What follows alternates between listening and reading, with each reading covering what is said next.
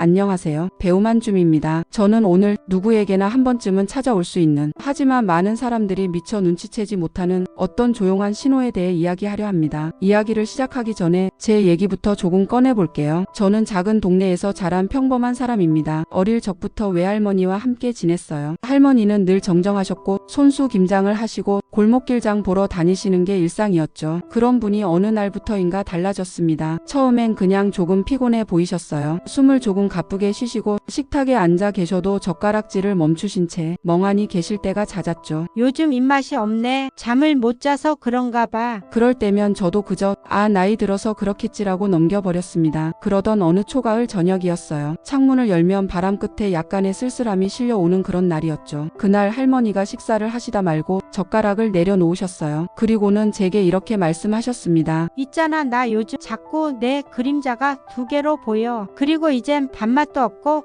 그냥 누워있고 싶어. 그때 저는 아무 말도 하지 못했습니다. 그저 창밖을 바라보다 이제야 깨달았죠. 할머니의 말은 몸의 이상이 아니라 이별을 준비하는 신호였다는 걸요. 그리고 그날로부터 정확히 5개월하고 20일 뒤 저는 할머니의 손을 마지막으로 잡게 됐습니다. 혹시 여러분도 지금 비슷한 경험을 하고 계신가요? 부모님이 혹은 가족 중 누군가가 갑자기 식욕이 떨어지고 눈빛이 흐릿해지고 말수가 줄어들었다면 그건 단순한 노화가 아닐 수 있습니다. 몸이 마지막을 준비하는 작은 신호일 수 있습니다. 오늘 이 시간 제가 전해드릴 노인이 사망하기 6개월 전 나타나는 5가지 경고 신호는 단순한 의학 정보가 아닙니다. 바로 누군가의 마지막을 조금 더 지켜볼 수 있는 기회를 드리는 이야기입니다. 끝까지 시청하신다면 지금 여러분이 사랑하는 어르신의 변화 속에서 결코 놓치지 말아야 할 중요한 힌트를 발견하실 수 있을 겁니다. 이 영상이 누군가의 이별을 늦추는 계기가 되기를 바랍니다. 그리고 이 영상이 도움이 되셨다면 구독과 좋아요 꼭 눌러주세요. 당신의 클릭 하나가 또 다른 가족의 마지막을 지켜내는데 큰 힘이 될지도 모릅니다. 그럼 이제 그 경고 신호들이 어떻게 시작되는지 하나하나 차근히 이야기해 드리겠습니다. 첫 번째 신호, 급격한 체중 감소. 서울 은평구의 조용한 골목, 초가을 볕이 따뜻하게 내려앉는 어느 날 아침이었습니다. 평상 위 김봉순 할머니는 오늘도 변함없이 보리차 한 잔을 들고 앉아 계셨습니다. 요즘 왜 이렇게 살이 쏙 빠졌어? 병원 가보긴 했어. 이웃집 최씨 아주머니의 말에 할머니는 잠시 멈칫하더니 억지로 웃어 보였습니다. 아이고, 그냥 나이 먹으니까 자연히 빠지더라고. 하지만 할머니의 목소리는 예전처럼 쩌렁쩌렁하지 않았고 손끝은 가느다랗게 떨리고 있었습니다. 한 달쯤 지나고 둘째 딸 경희가 오랜만에 찾아와 할머니를 보고 깜짝 놀랐습니다. 엄마, 얼굴이 왜 이렇게 홀쭉해졌어요?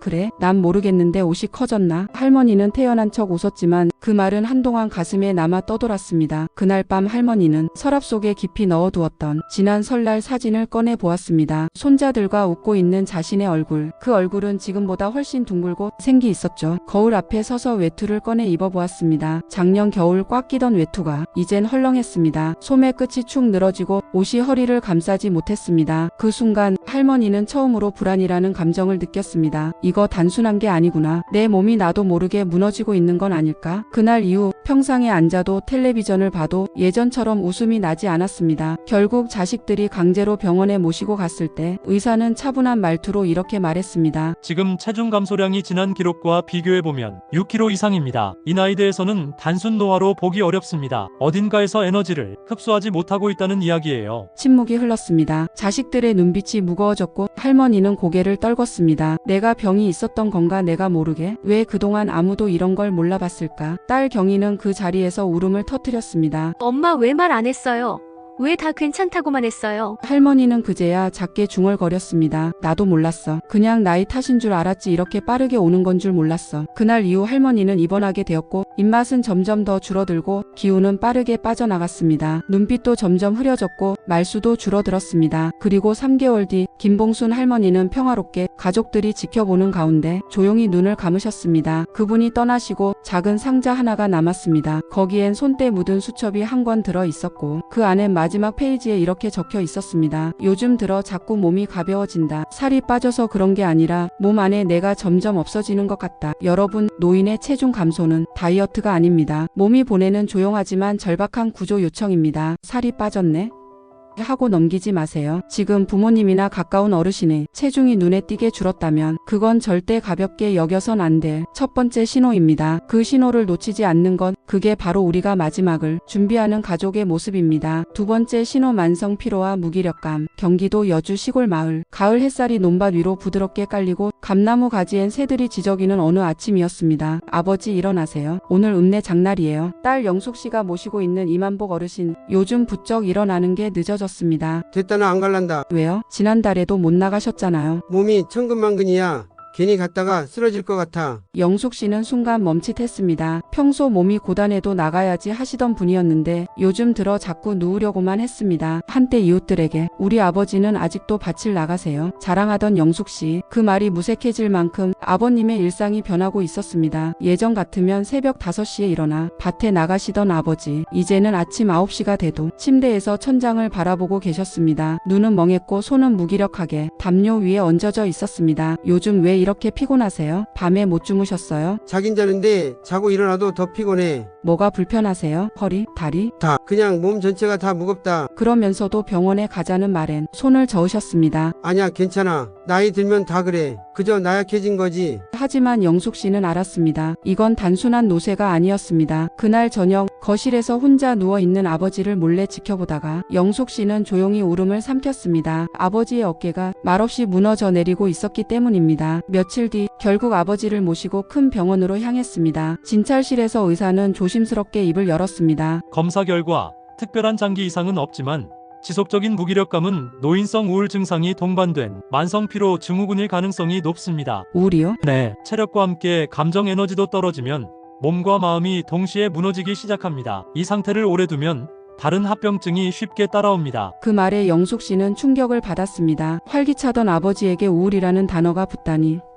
그리고 그 순간 아버지도 작게 중얼거렸습니다. 나 이상하지? 아무것도 하기 싫어지고 아침만 되면 그냥 또 하루가 시작되는 게 겁나. 그 말을 들은 영숙 씨는 그동안 무심하게 넘겼던 아버지의 표정들을 떠올렸습니다. 멍한 눈, 흐려진 말투, 갑자기 혼잣말이 늘었던 시간들. 그건 단순한 피곤함이 아니었습니다. 신호였고 몸의 경고등이었습니다. 병원 진단 이후 가족들은 아버지의 생활을 조금씩 바꿔나갔습니다. 작은 텃밭을 다시 열어 함께 감자를 심었고 주 2회 경로당 나들이를 도와드렸으며 함께 식사하며 대화를 늘렸습니다. 천천히 아주 천천히 아버지는 다시 거실 창문 너머를 바라보는 시간이 늘어났고 햇살 아래서 따뜻한 웃음을 지으셨습니다. 어느 날부터 다시 아침이 기다려지더라. 그전엔 하루가 시작된다는 게 그냥 무서웠거든. 아버지의 그 말에 영숙 씨는 조용히 아버지의 손을 꼭 잡았습니다. 사랑하는 가족이 아침에 일어나는 걸 힘들어하고 작은 일에도 지쳐하며 누워있는 시간이 많아졌다면 그건 단순한 피로가 아닐 수 있습니다. 만성 피로와 무기력감은 몸이 보내는 두 번째 신호입니다. 신체적 에너지만이 아니라 정서적 에너지가 고갈되어 있다는 뜻입니다. 그 무기력함을 혼자 견디게 두지 마세요. 나이 들어서 그렇지 뭐라는 말로 넘기면 그 뒤엔 너무 조용한 이별이 다가올지도 모릅니다. 노인의 하루는 짧고 그 하루가 힘들어지는 데는 생각보다 많은 이유가 숨어 있습니다. 그 하루를 지켜봐주는 눈과 손길, 그게 지금 필요한 유일한 치료일 수 있습니다. 세 번째 신호, 사소한 상처의 느린 회복. 한여름이 다가오기 전 경남 밀양의 외딴 시골집, 나지막한 대추나무와 마당의 장독대가 세월의 흔적을 말해주던 그 집엔 올해로 81살이 된 김정임 할머니가 살고 있었습니다. 그날도 평소처럼 장독대 근처에서 고추를 다듬던 할머니는 무심코 날이 선 가지에 팔을 스치고 말았습니다. 아이고야 또 긁혔네. 나이 들면 이게 문제야. 살이 약해져서 피는 많이 나지 않았지만 살이 조금 찢어진 작은 상처였습니다. 평소 같았으면 약 바르고 잊었을 그런 상처였죠. 하지만 며칠이 지나고도 그 상처는 쉽게 아물지 않았습니다. 오히려 붉게 부어오르더니 진물이 나기 시작했습니다. 영희야, 이것 좀 봐라. 이 상처가 왜 이러노? 엄마, 또 어디 긁히셨어요? 이거 왜 이래요? 그냥 대추나무에 스친 건데 계속 욱신거려. 병원 가요. 이거 감염된 거 아니에요? 딸 영희 씨는 깜짝 놀랐습니다. 평소 사소한 상처엔 무덤덤했던 엄마가 이번에는 얼굴에 긴장을 가득 안고 있었습니다. 병원 응급실, 의사는 상처를 살펴보더니 말했습니다. 세균 감염이 생각보다 심한 상태입니다. 고령이시고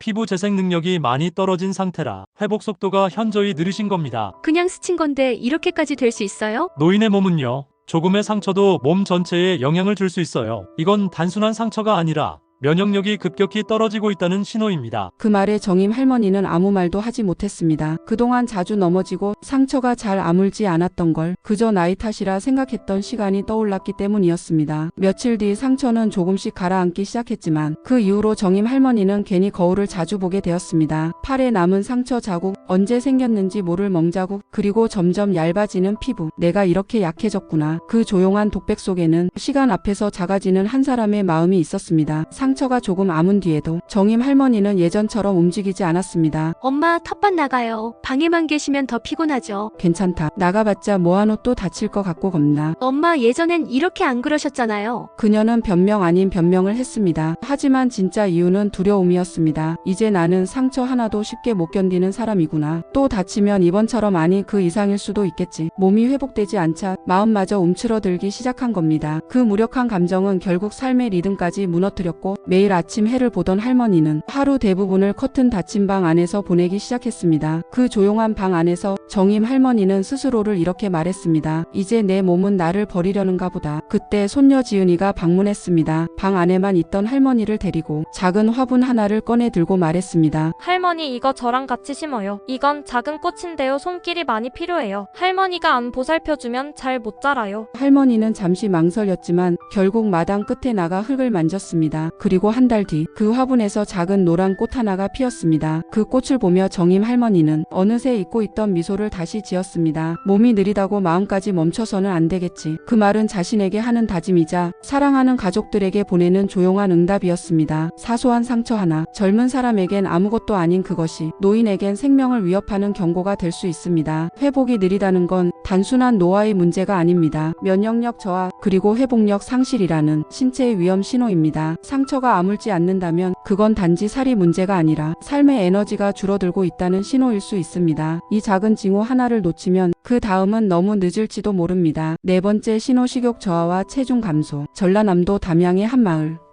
중록원에서 그리 멀지 않은 작은 한옥에 올해 79세인 이말순 할머니는 40년 넘게 혼자 살아왔습니다. 며칠 전부터 할머니는 밥숟가락을 자꾸 내려놓고는 했습니다. 된장찌개도 고들빼기 김치도. 예전엔 밥 한 공기를 뚝딱 비우던 반찬들이었는데 이젠 다 짜다며 입을 내밀었습니다. 며느리 정미가 반찬을 한가득 싸 들고 찾아온 날이었습니다. 어머님이 좋아하는 코다리 조림 해왔어요. 얼른 드세요. 할머니는 미소를 지었지만 젓가락질은 느려졌고 몇 번 씹지도 않고 음식들을 한 켠으로 밀었습니다. 입맛 없으세요? 그냥 요새 왜 그런지 모르겠어. 먹고 싶지가 않아. 그러다 기운 없어지면 어쩌려고 그래요? 며느리는 걱정했지만 할머니는 대수롭지 않게 넘겼습니다. 입맛이 없는 거야. 원래 나이 들면 그러는 거지. 그렇게 며칠이 지나고 한 달이 지났습니다. 엄마, 왜 이렇게 살이 빠지셨어요? 아들 영수는 오랜만에 찾아와 깜짝 놀랐습니다. 옷은 헐렁했고 뺨은 움푹 들어가 있었습니다. 아니야, 살짝 빠진 거지. 괜찮아. 말도 안 돼. 엄마 엄청 빠졌어요. 지난번보다. 말순 할머니는 웃으며 넘겼지만 그날 밤 혼자 거울 앞에 섰을 땐 표정을 잃었습니다. 진짜 나 이렇게 많이 빠졌나?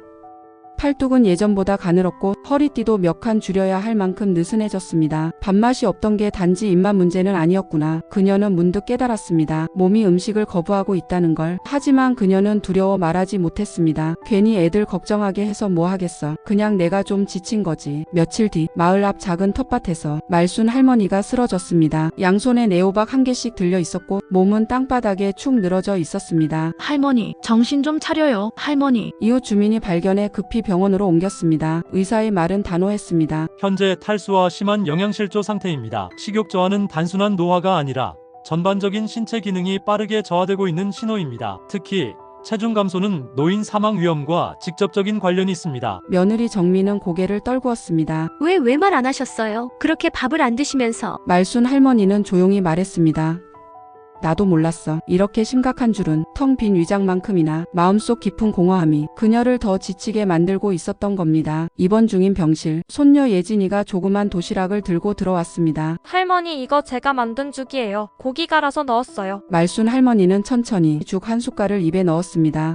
눈을 감고 천천히 씹었습니다. 죽은 특별히 맛있지도 특이하지도 않았지만 할머니는 오래 씹고 삼켰습니다. 예진이 손맛이 나네. 그 한마디에 손녀는 웃었고 며느리는 눈물을 훔쳤습니다. 신호였습니다. 그날 이후 말순 할머니는 매일 죽 한 숟갈, 두 숟갈 늘려가며 다시 밥을 먹기 시작했습니다. 천천히였지만 그 작은 식사가 그녀의 기운을 되찾게 했고 무기력했던 삶의 리듬도 다시 살아났습니다. 밥이요? 이젠 좀 먹어요. 살아있으려면 먹어야 하니까. 그리고 예진이가 매일 도시락 싸온다잖아요. 말순 할머니는 어느새 다시 웃고 있었습니다. 식욕이 없어진다, 체중이 급격히 줄어든다는 건 단지 나이 들어서가 아닙니다. 이건 분명한 경고 신호입니다. 몸이 스스로 살아갈 에너지를 거부하고 있다는, 삶의 열정이 식고 있다는 신호이기도 합니다. 특히 6개월 이내 사망 가능성이 있는 노인들에게 공통적으로 나타나는 신호 중 하나가 바로 체중 감소와 식욕 부진입니다. 누군가의 밥숟가락이 가볍게 느껴질 때 그건 결코 가볍게 넘길 문제가 아닙니다. 5번째 신호, 갑작스러운 혼란과 방향 감각 상실. 서울 은평구 불광동, 오래된 빌라들 사이에 좁은 골목이 얽혀있는 동네. 정진영 할아버지 82세, 30년 넘게 같은 집에 살아왔고 매일 같은 시간 슈퍼에 들러 신문 한 장 사고 커피 우유 하나 사 마시는 게 일상이었어요. 그날도 햇살이 따뜻한 오전 10시, 할아버지는 검정 양복 바지에 헐렁한 조끼 그리고 단골 슈퍼를 향해 느긋하게 걷고 있었어요. 하지만 이상하게 분명히 늘 걷던 골목인데 그날은 유독 모든 게 낯설었습니다.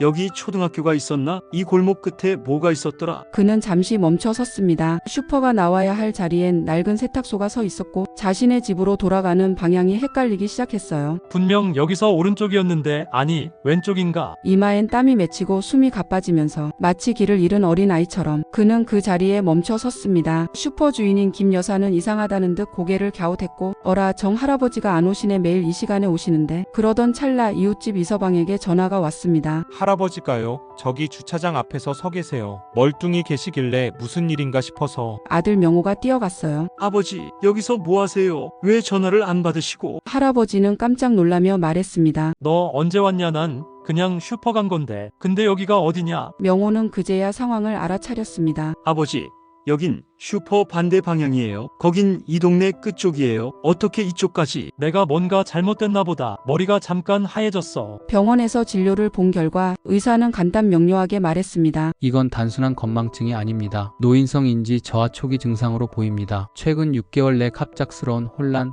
방향 감각 상실은 생애 말기에 나타나는 흔한 신호 중 하나입니다. 이걸로 사망을 단정할 수는 없지만 중요한 건 몸뿐 아니라 뇌가 빠르게 피로해지고 있다는 뜻입니다. 아버지는 항상 정정하셨는데 이렇게 갑자기. 의사는 고개를 끄덕였습니다. 정정하셨기 때문에 더더욱 이 증상이 급작스럽게 느껴지시는 겁니다. 가까운 사람일수록 그 변화를 놓치기 쉽죠. 며칠 후 아버지를 모시고 동네를 함께 산책한 명호는 일부러 골목마다 간판을 하나씩 설명해 드렸어요. 여긴 슈퍼예요. 아버지, 매일 가던 곳이죠. 이 골목 지나면 그 나무 벤치 나오고요. 진영 할아버지는 천천히 고개를 끄덕였습니다. 그래, 이제 알겠네. 내가 잠깐 나를 잃었던 것 같아. 잠깐의 혼란이었지만 그건 삶의 나침반이 흔들리고 있다는 분명한 신호였어요. 집으로 돌아가는 길, 진영 할아버지는 아들 손을 꼭 잡았습니다. 길 잃으면 이렇게 다시 잡아줘야지. 명호는 대답 대신 고개를 끄덕이며 손을 꼭 쥐었습니다. 그날 이후 가족은 함께 걷는 시간을 늘려갔습니다. 지도 없이도 길을 잃지 않도록, 무심코 지나칠 수 있는 혼란 속에서도 누군가가 손을 잡아줄 수 있도록. 내가 누구였더라? 여기가 어디지? 왜 이걸 못하지? 이런 말들이 반복되기 시작한다면 그건 단지 건망증이나 노화의 문제가 아닙니다. 혼란과 방향 감각 상실은 생의 끝자락에 뇌가 보내는 마지막 신호일 수 있습니다. 특히 평소와 달리 익숙한 장소에서 길을 잃는다거나 시간 감각이 흐려지는 일이 생긴다면 그건 절대 그냥 넘겨선 안 되는 경고입니다. 누군가를 지켜본다는 건 그 사람의 말뿐 아니라 그 사람의 방향을 지켜보는 것이기도 하니까요. 사랑하는 사람의 마지막은 항상 조용히 아주 천천히 다가옵니다. 우리는 그 작은 변화를 신호라 부르지만 정작 가장 가까운 사람일수록 그 신호를 놓치곤 하죠. 지금까지 이야기한 5가지 신호 다시 한번 천천히 짚어보겠습니다. 첫 번째 신호는 급격한 체중 감소. 먹는 양이 줄고 살이 빠져가는 부모님을 보며 그저 입맛이 없으신가 보다 하고 넘기진 않으셨나요? 두 번째 신호는 만성 피로와 무기력감. 자꾸만 눕고 싶어하고 아무것도 하려 하지 않던 모습. 그건 단순한 노쇠가 아닌 몸이 보내는 마지막 준비의 신호였는지도 모릅니다. 세 번째 신호는 사소한 상처의 느린 회복. 예전 같으면 며칠이면 나았을 상처가 이제는 한 달이 지나도 낫지 않을 때 몸의 회복력이 멈춰가고 있다는 징후일 수 있습니다. 네 번째 신호는 식욕 저하와 체중 감소의 반복. 밥상을 물끄러미 바라보다 숟가락도 들지 않는 모습. 우리는 그저 입맛 없으신 날인가 보다 생각했지만 그건 삶에 대한 의지가 서서히 사그라지는 사인이었죠. 5번째 신호는 갑작스러운 혼란과 방향 감각의 상실. 분명 익숙하던 골목을 헤매고 자식의 이름을 헷갈려 부르던 그날, 우리는 그제야 이상하다고 느꼈습니다. 하지만 그건 이미 마음과 기억이 천천히 닫혀가는 순간이었습니다. 이 5가지 신호는 우리가 이별을 준비할 수 있게 해주는 마지막 기회입니다. 슬픔보다 더 아픈 건 그 신호를 몰랐다는 사실일지도 모르니까요. 그러니 여러분, 혹시 지금 그 신호가 떠오르는 얼굴이 있다면 지금이라도 조금 더 자주 바라봐 주세요. 그리고 조금 더 자주 손을 잡아 주세요. 우리는 누군가의 마지막을 따뜻하게 만들어 줄 수 있는 사람입니다. 이 영상이 그 마음에 도움이 되셨다면 구독과 좋아요, 그리고 알림 설정까지 부탁드릴게요. 여러분의 관심은 또 다른 가족에게 소중한 기억이 되어 돌아올 겁니다. 끝까지 함께해 주셔서 감사합니다.